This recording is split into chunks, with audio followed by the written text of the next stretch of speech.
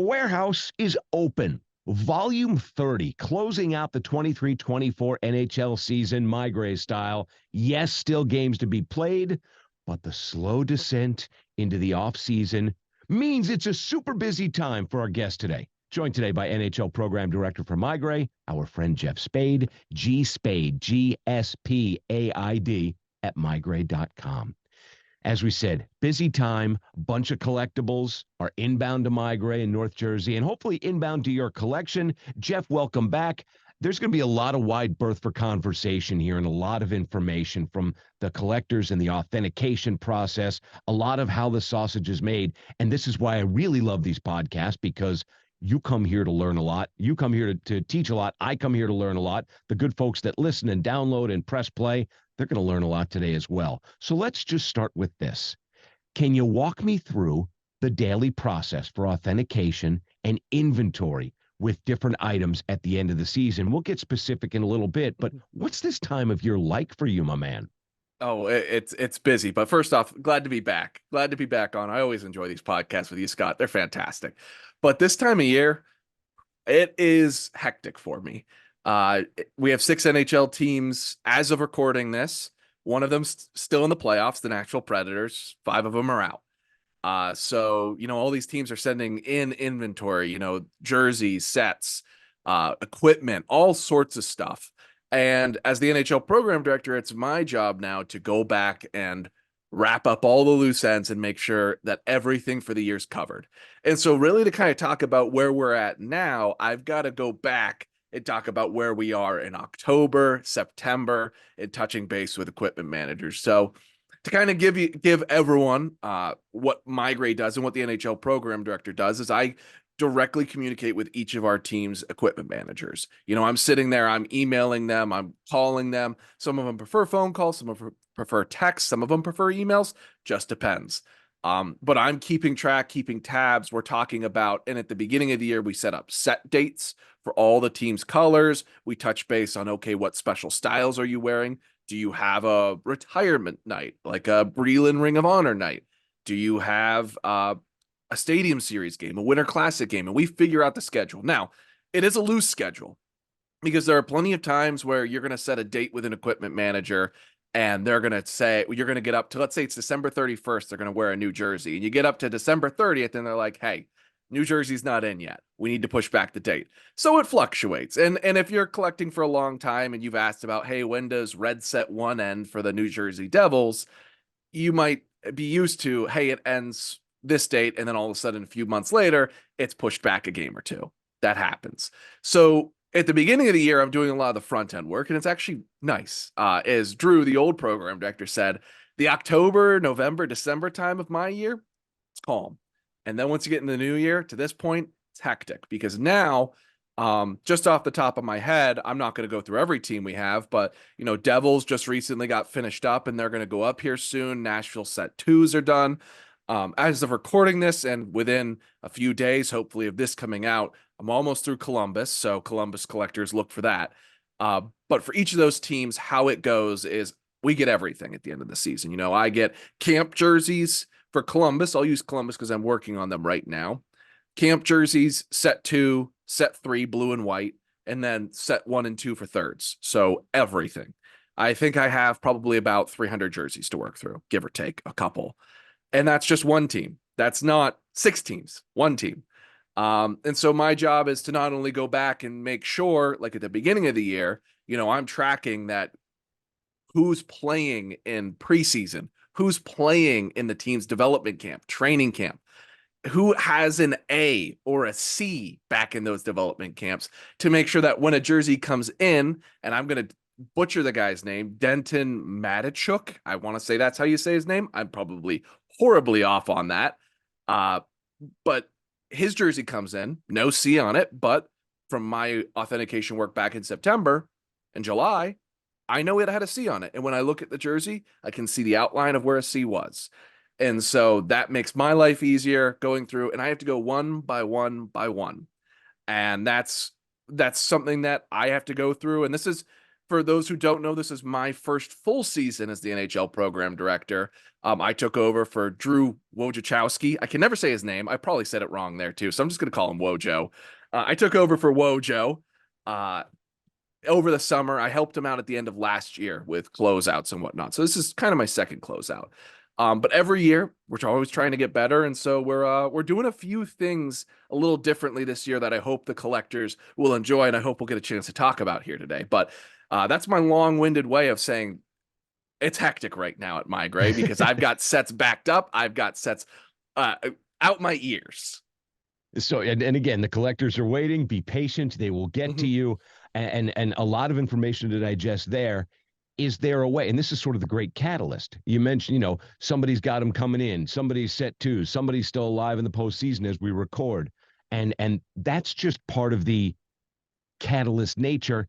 Is there, it's not even is there, how does the time frame of getting all these sweaters? It's not like they're all, hey, Geoff, here are the 16 or here are the 5 teams that are still that are no longer playing. We're all shipping today. That's just not the case. So you're also juggling a lot of different time frames, a lot of different, they're all trying to comply, air quotes around that word, but that also has to add a little bit of fun, question mark. Oh yeah, I mean it adds a little bit of fun, and how I'm kind of doing the end of the season, if anyone's curious, is just working through teams as they arrive. So New Jersey Devils were the first team to arrive.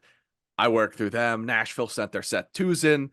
They were in line. I got them through. Columbus is currently being finished up. I'm hoping that by the time this is out, I should be done. If you pre-ordered a Columbus jersey, I'm not making promises, but you should be hearing soon from Dave Mizell about closeouts, paying off your pre-orders, and getting your jerseys to you within the next, by the time this comes out, I'd say 2 weeks within this podcast coming out. So it's exciting time. And so, I mean, it changes with each team. I mean, like with the Devils, we get a lot of equipment for the Devils. And so, I get jerseys and equipment for the Devils, but then I'm also getting jerseys and equipment for the Blue Jackets and jerseys and equipment for the Seattle Kraken and the Philadelphia Flyers and the Washington Capitals and the Nashville Predators. And so part of my job is deciding as NHL program director in conjunction with our sales team, what's the most important stuff here? So if you were hoping, for example, for a pair of Jack Hughes gloves, I mean, we had a great pair end in the Stadium Series auction the other night, but unfortunately, I've got a pair of Jack Hughes gloves is not as high on my list as getting through all these team sets and making sure all of our collecting bases get their pre-orders and get to see all these great jerseys and great players and just amazing moments, just all wrapped up in the history of a jersey on our website. So a lot of mine is cataloging and also determining what order what's the order of operations, what's getting done first, second, third, and dead last. Talking to our friend Geoff Spaid, program director, NHL program director for MeiGray, Volume 30, Tales from the Warehouse, closing out the 23-24 NHL season. Geoff, you mentioned an anecdote where you were taking notes in the preseason, during training camps about who's doing what when. This is all part of how you are able to, with help, ensure that items are correctly inventoried. With so many teams sending things, a lot of missiles inbound and a lot of juggling going on. But again, integrity is absolute key in the collecting world. Transparency is absolute key. How do you ensure that all this stuff remains? What's most important is everything is inventoried correctly. Yeah, and I'm not going to say like I don't make a mistake. I do make a mistake. I'm human. Everyone's human. And that's kind of the beauty of MeiGray is we have a lot of I'll call them safety nets where, I recently I'll use an example. I can't name the jersey, but the tag I input into our database was one number off. But immediately one of our sales guys caught it and was like, hey, this number on the tag here and the number in our inventory system, they don't match up. And so that's one of those that safety net. But also as I'm going through, I have what the equipment managers reported. A lot of equipment managers report a lot of different tag numbers throughout the season. So like the Devils, they're pretty good about it. Blue Jackets, they have a whole master list that they provide me throughout the season.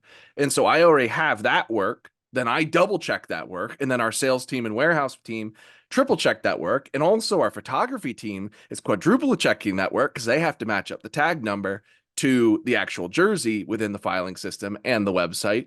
So there's a lot of different layers to make sure that if one cog makes a mistake, there's a lot of other people who can catch that. And so cataloging, I mean, we have thousands of items, thousands of inventory items each season, but through multiple safety nets. And also, I'll shout out the collectors here. They're also a safety net because there are a few things this season that have fallen through the cracks, and collectors are always quick on the draw to say, hey, this doesn't seem right. And you know what? I do really appreciate that as the program director. It's because, sometimes I'll make mistakes, like I said, but as MeiGray, part of our beliefs and part of our history is we want to make those mistakes right. And so as customers come to us and say, hey, like, here's some information, or hey, this is cataloged wrong, or hey, what's this note here? We can go back and say, you know what? That was a mistake. We'll fix that. We'll edit that. We'll update that. And thankfully that doesn't happen too often. But I really do appreciate when the collecting base comes forward and helps, because it shows how great of a hobby this is.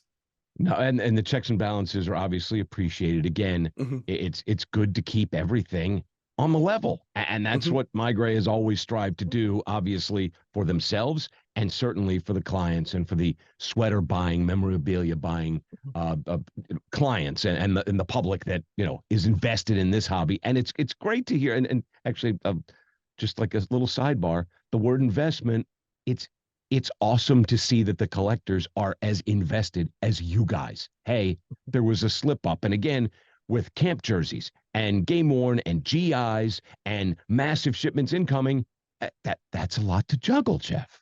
It is. And it kind of the investment, it shows the passion of the hobby when, I've set up the set dates with the equipment managers at the beginning of the season, and something that every equipment manager has to fulfill for every player. Well, not every player, but most players is upper deck jerseys. The NHL picks specific players that will be fulfilled for upper deck requirements, that their jerseys get sent, cut up into cards, done whatever. I don't know what upper deck does with them, but equipment managers let me know, like, hey, this player is going to wear a jersey for upper deck or 3 jerseys for upper deck. And it always just amazes me, the passion, the desire to have like game worn memorabilia of your favorite players. Is sometimes I'll get emails or questions. Some of our sales guys will get them too, that, hey, I pre-ordered a jersey for Roman Yossi, and I noticed that Roman Yossi had a black mark across the chest and it's not there anymore. And What's up tonight with he that? does not. Right. Yeah. And it's the I know there's upper deck jerseys tonight, but it's just amazing that collectors are on top of it too. And I really do appreciate it. I really do. And it keeps me hyper aware and focused on, that people really care about the authenticity and the value and the investment of game worn jerseys. And it makes me want to do my job 20, 30 times better. It's Tales from the Warehouse, Volume 30, closing out the 2023-2024 NHL season. Geoff, you mentioned Hughes gloves a little bit ago. There are a bunch of things incoming aside from the sweaters. Can you tell me a little bit about the oddball stuff that you're like, wasn't expecting this or was expecting this, but wow, this isn't, you're like dumping out a laundry bag. You're like, was this on purpose? Because this is fascinating or bizarre or bizarrely fascinating. Oh yeah, I mean there's stuff all the time. And for example, I'll use 2 different examples from over the course of the season, because um sometimes we get equipment from equipment managers that's just like, wow, I didn't expect that we were going to get this thing. Or wow, they still had this. For example, earlier this season we got some equipment from the Columbus Blue Jackets. And I really love Kirill Marchenko. I think Kirill Marchenko is a great goal scorer. I think he's got a great heart. I love the guy. And I got some skates from Kirill Marchenko, and there was like a number 86 written on them. I'm like, this is kind of weird. Like, it didn't look like a normal skate. And next thing I know, I'm sitting there doing the authentication work, photo matching it. And it's like his first goal skates. And if I remember correctly, it's his NHL debut skates. And it's like, this is really cool, but he debuted a year ago. Why am I getting these now? Or, for example, like Seattle, we got some Seattle equipment. And you could see some of it like sticks and whatnot on our website, and some gloves that I believe have gone up recently. And one of the things as NHL program director, like the reason I'm not flying through the Jack Hughes gloves, if you sat there and you were really mad about me saying, oh, you're going to have to wait for your Jack Hughes gloves, is we're always trying to up the bar of authenticity, up the bar of what you're buying. You know what you're buying. And so I try and take my time getting through this equipment. And yeah, it takes longer, but I think it's really cool when I could tell you, hey, Oliver Bjorkstrand of the Seattle Kraken wore these gloves. They're photo matched to 5, 6, 7 games. And here's what I can tell you about them. They're photo matched to every game. And I think that's really cool. I think that adds value. I think that makes the collectible even cooler that you can sit there and say, wow, I know what these gloves are from. Because it just adds to it. And I mean, there's oddball items all the time. Like we've gotten ACL, MCL, like braces, we've gotten shoes, I've gotten McDavid's jock strap. It's I turned know people into love the Spaid MeiGray House of Medical Supplies. exactly. I know people love to joke about, oh, where's your game used jock straps? I've gotten those before. I have gotten them from a lot of teams. As I said, McDavid once, yes. But there's just so much stuff that comes in because sometimes these equipment managers are just dumping out what they have in stock. They want to go home. They want to go to the summer because they got training camp in 2 months, and Mm-hmm. they want to go enjoy their time off. And so their easiest solution sometimes is let's throw it all in the bag and send it to MeiGray. And so that's where my job gets busy because I'm figuring out what they just sent me. And that's all the part of the fun of it. And I think it just makes the job, makes the pieces a little bit cooler, just figuring out what they are. Geoff, you mentioned a player like Connor McDavid. MeiGray has individual specialized deal with McDavid, with players. Does your authentication process change from individual slash specialized vis-a-vis how you deal with the teams? Or is there a similar recipe or totally different process, Scott?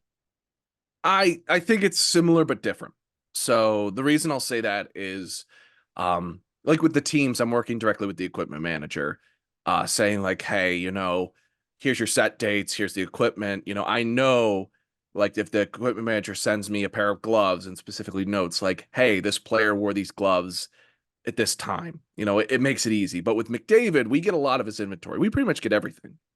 And so where I might get a New Jersey Devils had a lot of call up. So if I get a Nick DeSimone stick, I'm not really going to spend a lot of time on Nick DeSimone. And that's nothing against Nick DeSimone, but if I can spend 30 minutes looking at Nick DeSimone stick or 30 minutes looking at a Connor McDavid stick, I think we all know which one I should be looking Of at. course, right. So, I mean, one of the things I've done recently with McDavid is gone through and re-inventoried and re-cataloged. Because if you've checked out any of our McDavid auctions, we get a lot of gloves, sticks, skates. And so we go over those with a fine-tooth comb. I know during my down period this season, I was looking at every pair of McDavid skates we had and building spreadsheets that, okay, pair 1, 2, 3, 4, 5 he wore from October to November, and then all of a sudden it's changed, and then he's wearing this pair over here, but then he changed the skate guard out, like the skate holder at the bottom, and now it's a new skate holder, but it's the same skate. And so figuring out all those pieces. So yeah, I mean with McDavid or specific players, if we get Ovechkin gear, a guy like Jack Hughes, up and coming stars, or just absolute studs in the league, I'm going to spend a lot more time trying to figure out exactly what those pieces are than your fourth liners or your seventh defenseman kind of guys. And it's the nature of the beast. It's just sometimes the way it goes. But also for the collector side, it's sometimes fun when you can go on and get a piece from your favorite fourth liner and say, okay, I'm going to do the research and I'm going to figure out when this is worn, when this is used. And I love that part. And I think collectors, to a degree, some of them enjoy that too. I think you're not talking out of turn. I think a lot of them enjoy that. And again, the integrity of the piece, the honesty of the piece, transparency of the piece, all the research that's done that, I understand that they have their order of assignment completion, but no assignment is more important than another assignment. And I think that all collectors appreciate that. The same love, care, and hard work and due diligence about Mr. X is also being placed on Mr. A through D as well. There's, we don't play favorites. Doing the work and doing the due diligence knows no bounds, knows no, we only really want to look at the 120 point guys. If you're a 17 point guy with 52 penalty minutes and you barely played, we're not, no. We're here to pay attention, and it's much appreciated. Yeah, and I mean that's what some of the things, because and I'm not gonna, try and go too far on this rabbit hole, but sometimes we get stuff where it would be easy to slap a sticker on or a MeiGray number on and say, this piece of equipment was used during the season. But when you sometimes I take a little bit and I look at the player, I look at the equipment they're using, and we get equipment that they used 5 years ago. And it would be a disservice to the hobby, I think, if we put out the piece of equipment that's Of 5 years course. old and said, hey, they used it this season, but this guy hasn't used this pair of gloves or this stick, this exact model stick in 5 years. I think it's important to, as you said, for everyone, every player, every team to try and get an equal time in my hands, equal time to look at. Because I think that it just reinforces game worn collecting, game used collecting, and I think it helps all of our team collections and collectors. No doubt. Passion from the authenticator, passion from the collector. They're equal, and as well they should be. You mentioned before that this is in fact we're coming up to, slowly to the end of year number 1 of Geoff Spaid's time as NHL program director, taking over from Drew. Tell the audience about sort of your vision going in, and we could probably do another podcast on this for another 45-minute chat, but has it been harder, easier, the same? What, even in a nutshell, what'd you expect? And has it been, what? This has been way more fun. And I adapted quickly, and there are other things, next year I'll do a couple things differently, but just sort of, how's the experience been as you pull back a little bit? Oh, it's been very enjoyable. And the nice thing is MeiGray's been around for over 25 years. So it's not like I was the first person to try and do this. It's not like I was going in blind. I still had uh, old program directors and Rob Gross and Drew helping guide. I've had great guys in authentication upstairs with Stu and Jim, Mm-hmm. Barry helping out, and then all of our sales guys. So it's not like I was on an island. And I really enjoy this kind of authentication stuff. I enjoy putting the pieces of the puzzle together and figuring out, what is this that I have in my hands? Why do I have an extra jersey for this player? And why is it worn? How can I figure out where this puzzle piece fits? And I've really enjoyed it. But moving forward, as you kind of talk about moving forward and looking a little back and how we want to approach next season is, if you've gone to our website or if you've looked at any of our jerseys that have gone up for sale, we're trying to highlight more historical moments and more career milestones for guys. And I think that's really important for the hobby, and it's important for collectors. And I think as a collector myself, it's very much appreciated. For an example, I bought a Tom Wilson jersey. I'm a Capitals fan, if you didn't Mm-hmm. know that. So I think it's important to put that out there. I like Tom Wilson, so what I'm going to say is I own a Tom Wilson jersey. Some people are going to get a little mad about that, but I like Tom Wilson. And I bought a Tom Wilson jersey, I pre-ordered it, and then the final game of the set in the 21-22 season, he scores his 100th goal.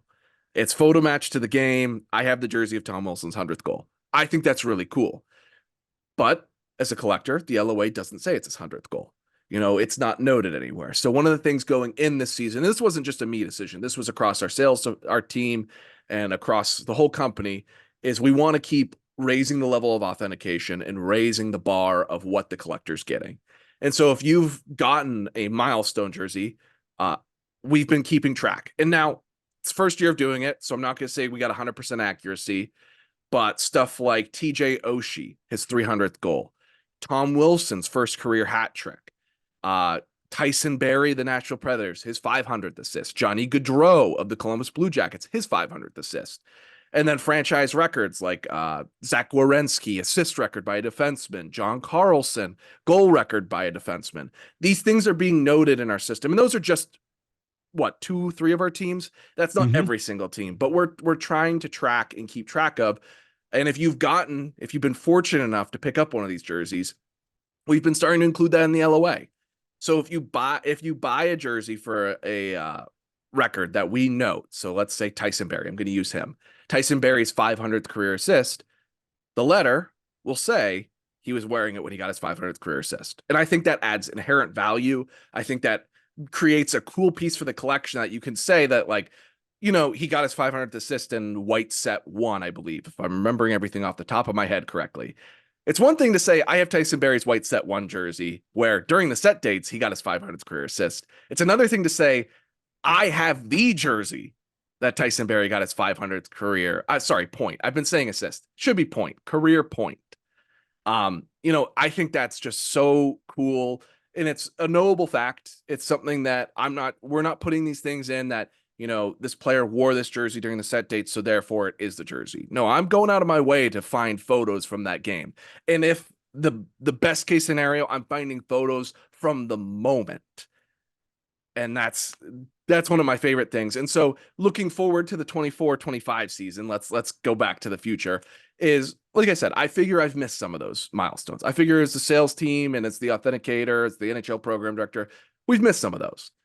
But my goal for next year is that we find more of them and find more ways to improve the product you're getting, improve the jerseys you're getting, because it's a hobby that's built around passion and history. And if we can feed the passion and also back the history, I think that's the perfect way to run our authentication programs for all of our teams, NHL, NBA, any league, any sport. As you and I have discussed before, and I've talked about this with Barry and with Dave and in meeting rooms and in podcasts and in person, every single one of these sweaters tells a story. And the story may have been, it knows the story, but the story of a certain night and a certain goal or a certain assist may have been sort of temporarily not lost, but just sort of, oh yeah. And to add that, oh yeah, oh wow factor from a collector's perspective, you're doing it right. Lots of milestones to cover and what have you. Any interesting stories of pieces that you spent authenticating or checked in this season? Any tilts? Obviously, you mentioned the Wilson hat trick or the Oshie 300th goal or what have you. But on the other end of the spectrum, there are those in the enforcer audience that would like to know, hey, what else you got? Oh, yeah. So enforcers are always interesting. They're always interesting to look at because an enforcer might have multiple jerseys. An enforcer, if you've never held a Tom Wilson jersey, he's one of the few guys that I think nowadays still modifies his jersey. He has an extra tie down strap where he puts a skate Got lace the up skate there. lace, yes. It's cool. I really like that. Some enforcers don't do that because jersey modification's not the most normal thing anymore. The league doesn't really like it too much anymore, from what I understand. But there have been jerseys that come back with blood on them, and it's really gross. I will say it's gross when you get a jersey and you don't look and you set it down on your desk and you're flattening it out, and then all of a sudden your hand rubs over a huge blood patch. And it's kind of like, I need some hand sanitizer. But then going back and finding that blood and photo matching the jersey to the huge splotch of blood from a fight, I think that's really cool. And then there's other things like with Columbus coming up, Matthew Olivier, he's a fighter for them. And everyone knows Matt Rempe, the New York Rangers newest fighting addition, cult hero. And he's fought so many tough guys this year. And so if you're fortunate enough, you can always email Dave once again for Columbus Blue Jackets, dwmeizel@MeiGray.com. But I was working on Columbus thirds, and Matthew Olivier has two thirds, set one, set two.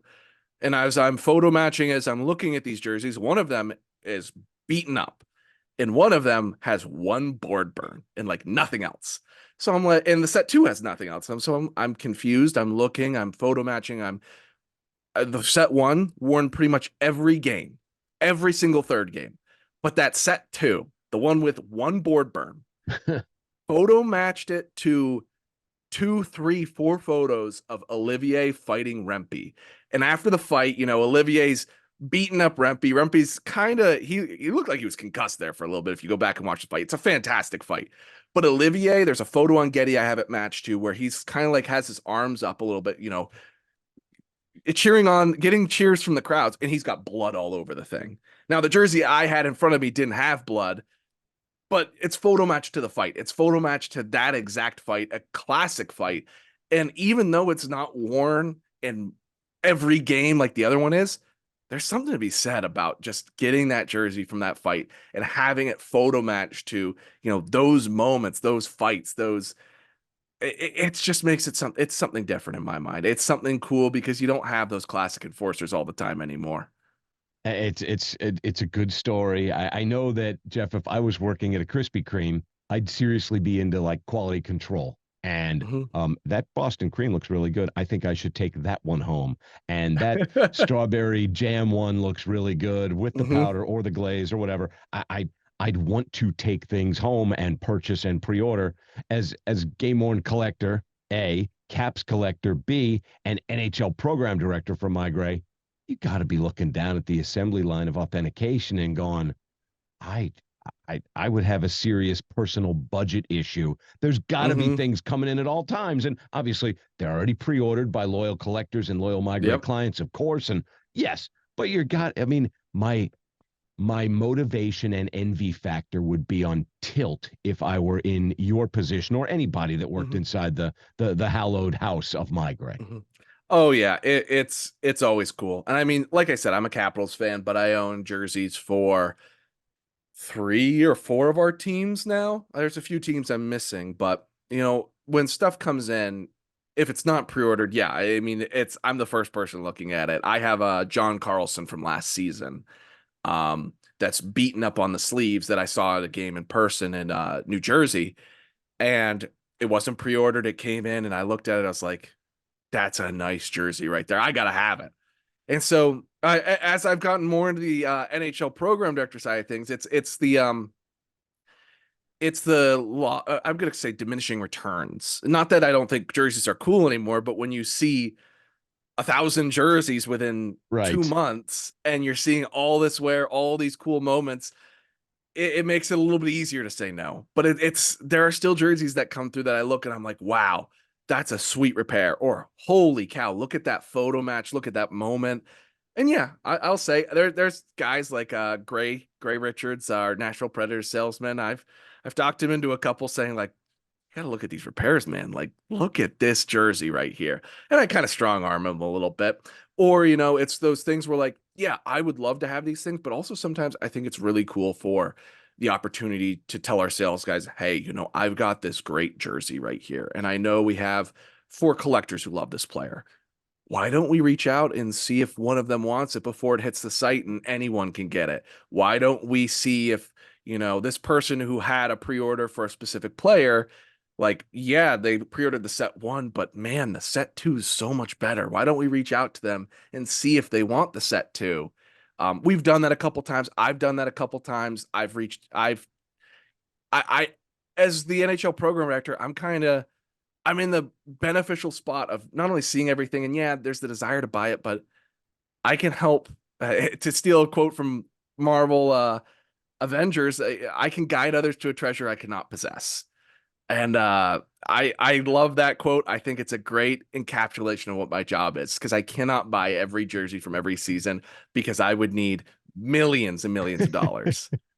But what So I many can do, sweaters.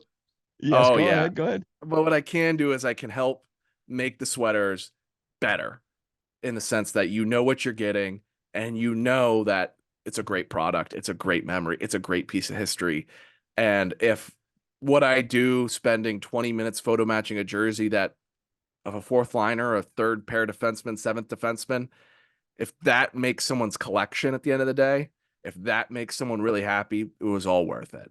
It's to kind of plug the final story. If I think we're getting close to time here, Scott. I one of my first game worn, actually my first game worn jersey was a Taylor Chorney Capitals jersey. If you don't recognize the name Taylor Chorney, yeah, that's probably why. He You're outside of Taylor Chorney's family, probably. But no, exactly. yeah, of course, if you're a Caps fan, of course you know who Taylor Chorney is. Know who Yes, Taylor Chorney is, but if you're not a Caps fan, you're like, who's Taylor Chorney? right. But I thought that jersey was so cool when I pulled it out of the box, and I was like, this is a game worn jersey.